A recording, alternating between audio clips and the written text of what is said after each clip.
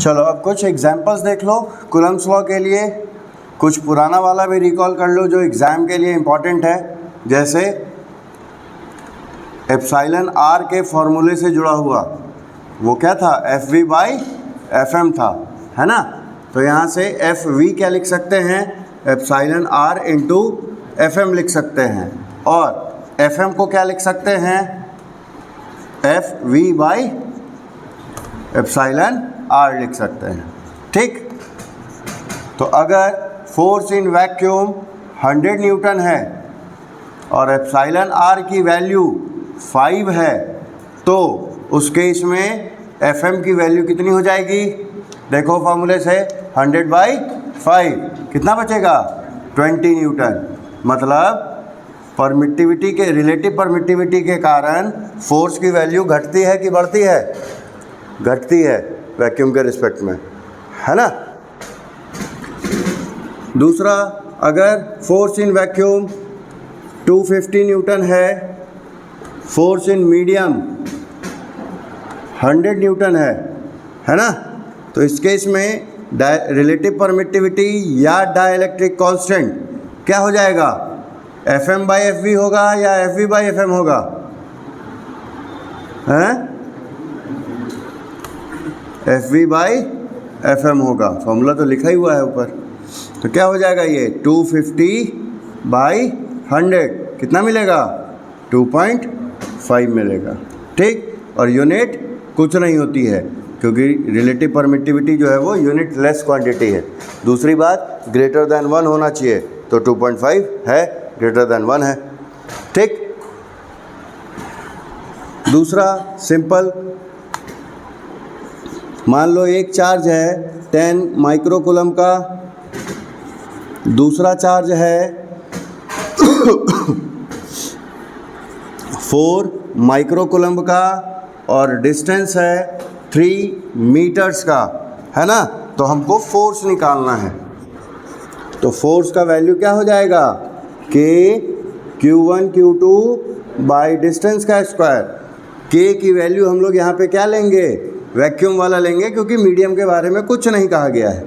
तो 9 × 10⁹ 10 माइक्रो है, मतलब 10 × 10⁻⁶, 4 × 10⁻⁶ बाई 3 का स्क्वायर, मतलब 9 से 9 कट जाएगा, है ना।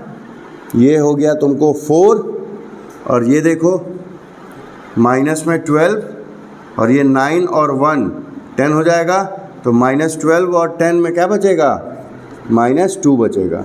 इतना न्यूटन का फोर्स। ठीक, आंसर अभी पूरा नहीं है क्योंकि यहाँ दोनों चार्जेस की पोलैरिटी के बारे में कुछ नहीं कहा है, मतलब दोनों पॉजिटिव कंसिडर करेंगे। उस केस में सेम पोलैरिटी के बीच में कैसा फोर्स होता है, रिपल्सिव।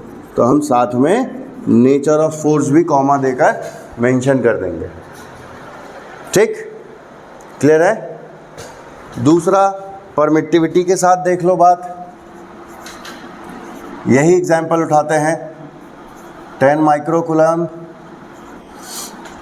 4 माइक्रोकूलम, जो परमिटिविटी है वो है 40, है ना,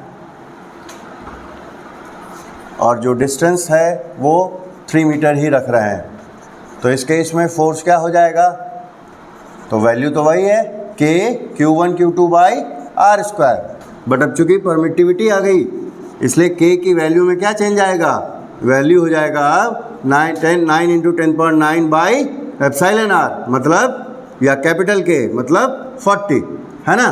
बाकी चीज़ एज इट इज़। 3 का स्क्वायर 9, इसको सॉल्व कर लेना है। न्यूटन में पोलैरिटी सेम है, तो अगेन रिपल्सिव नेचर का फोर्स। ठीक, क्लियर है बात। एक उत्पटांग सा थ्योरेटिक वर्ड्स में ही सवाल पूछता है कि वैक्यूम में फोर्स है F, ठीक है, डाइलेक्ट्रिक कांस्टेंट दिया हुआ है K, है ना। तो बताओ कि फोर्स इन मीडियम कितना होगा। तो इसमें कुछ नहीं करना है, फॉर्मूला से ही शुरू करो कि since epsilon R is equals to F V by F M, है ना। Therefore F M is equals to F V by epsilon R. F V की वैल्यू कितनी है? कैपिटल एफ, नीचे में कैपिटल के वैल्यू हो गई आंसर। इसको लिखने का एक और तरीका कि एफ एम जो है वो 1/k टाइम्स है, हो गया किसका? फोर्स इन वैक्यूम का। तो इस एक तरीके से भी हम इस आंसर को लिख सकते हैं। ठीक, क्लियर है यहाँ तक में? एक छोटा सा एग्जांपल देख लो सुपरपोजिशन वाले पे, फिर इसमें वैरायटीज हैं वो करेंगे अभी बाद में।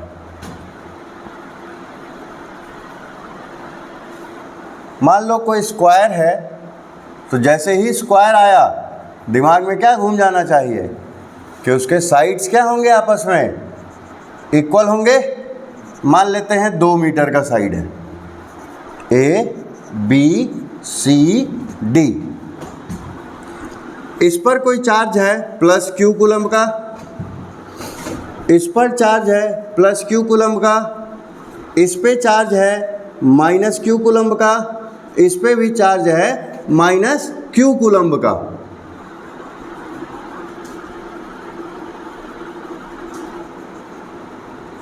कोई सेंटर पे चार्ज दिया हुआ है स्मॉल क्यू, जो डायगोनल्स मीट कर रहे हैं जिस पॉइंट पर, वहां पे एक 5वां चार्ज रखा हुआ है क्यू। ठीक, तो हमको बताना है कि उस क्यू पे नेट फोर्स इन सभी चार्जेस के कारण कितना होगा।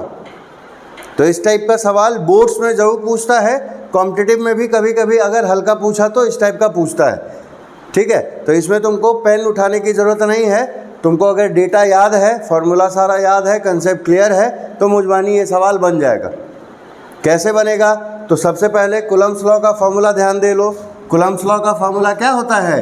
के Q1 Q2 by are square, है ना। तो हमको इस पे ध्यान नहीं देना है, के की वैल्यू तो सब जगह एक ही है ना। हमको ध्यान देना है Q1 और Q2 पे और डिस्टेंस पर। ठीक, तो अगर दो पेयर्स में Q1 और Q2 की वैल्यूज़ अगर सेम मिल रही हो और डिस्टेंस भी उनका सेम हो, तो उनका वैल्यू भी सेम ही आएगा, है ना। एक चीज़। दूसरी चीज़, पोलैरिटी के बेसिस पर, है ना, अगर सेम चार्जेस होंगे तो रिपल्सिव फोर्स होगा, अपोजिट चार्जेस है तो अट्रैक्टिव फोर्स होगा। तो नेचर ऑफ फोर्स जो है सो हमको पता चल जाएगा, मीन्स डायरेक्शन ऑफ फोर्स पता चल जाएगा। तो अगर सेम डायरेक्शन है तो ऐड होगा, अपोजिट डायरेक्शन है तो कैंसिल हो जाएगा। क्यों? क्योंकि कैंसिल इसलिए होगा क्योंकि मैग्नीट्यूड सेम हो जाएगा, क्योंकि पेयर में वैल्यू सेम है सबकी। ठीक, तो देखो हमको तो टोटल फोर्स इस पर देखना है। डायगोनल की वैल्यू जो है स्क्वायर में वो सेम होती है। कितनी होती है? √2 टाइम्स ऑफ साइड होती है ना। इस डायगोनल की वैल्यू भी √2 टाइम्स ऑफ साइड होगी। तो डायगोनल तो बराबर ही है, चूँकि ये मिड पॉइंट पे इंटरसेक्ट करता है, इसलिए मान लेते हैं इसका नाम हमने O रख दिया। तो A से O, B से O, C से O और D से O सब दूरी एक बराबर, मतलब R का वैल्यू तो सभी केस में एक है ना। अब पेयरिंग करना शुरू करो। देखो ये चार्ज इस पर कैसा फोर्स लगाएगा? रिपल्सिव फोर्स लगाएगा। ये चार्ज इस पर रिपल्सिव फोर्स लगाएगा, है ना। हाँ, FD ही तो लिखा, अच्छा यहाँ पे, है ना। तो देखो उस फॉर्मूला के अकॉर्डिंग के Q into Q by distance का स्क्वायर, के Q into Q by distance का स्क्वायर, सारा वैल्यू सेम है। तो इन दोनों फोर्सेस का मैग्नीट्यूड क्या होगा? आपस में सेम होगा। डायरेक्शन क्या मिल रहा है हमको? अपोजिट, है ना। तो पैरेललोग्राम लॉ भी अगर लगाते हैं तो A माइनस B वैल्यू आती है, हमको एक दूसरे में घटाना है। तो इक्वल मैग्नीट्यूड का होने के कारण और अपोजिट डायरेक्शन में होने के कारण ये दोनों फोर्सेस एक दूसरे के इफेक्ट को कैंसिल कर देंगे। ठीक, अब इन पे आ जाओ। तो ये माइनस है, ये प्लस है, तो अट्रैक्ट करेगा अपनी तरफ, एफ ए, ये भी माइनस है, ये प्लस है, ये भी अपनी तरफ ही अट्रैक्ट करेगा। तो यहाँ भी वही कहानी है कि मैग्नीट्यूड सेम, डायरेक्शन अपोजिट। तो ये दोनों फोर्सेस का भी जो इफेक्ट होगा आपस में कैंसिल आउट हो जाएगा। ठीक, तो जब दोनों पेयर एक दूसरे से कैंसिल ही हो गए तो नेट वैल्यू क्या बचा? 0। तो net force on this charge due to all these charges is 0। ठीक, क्लियर है बात? तो लिखेंगे कैसे? तो since charges at A and C exert, इसमें लिख भी देंगे अकॉर्डिंग टू कूलम्स लॉ, तो वो समझ जाएगा कॉपी चेक करने वाला कि क्या तुम कैलकुलेशन करना चाह रहे थे। तो according to Coulomb's law charges at A and C exerts equal and opposite force at charge, कहाँ पे? O पॉइंट पे, है ना।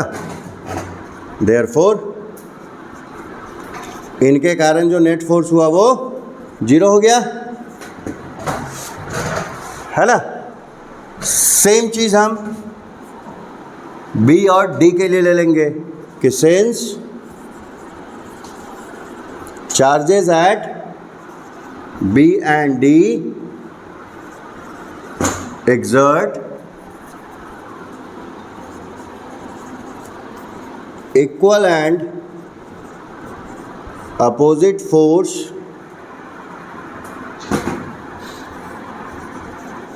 at charge at O, है ना। therefore इन दोनों के कारण भी जो नेट फोर्स होगा वो कितना हो गया? 0 हो गया, है ना। तो तीसरे स्टेप में therefore टोटल का हो या नेट का हो, net force on Q at O due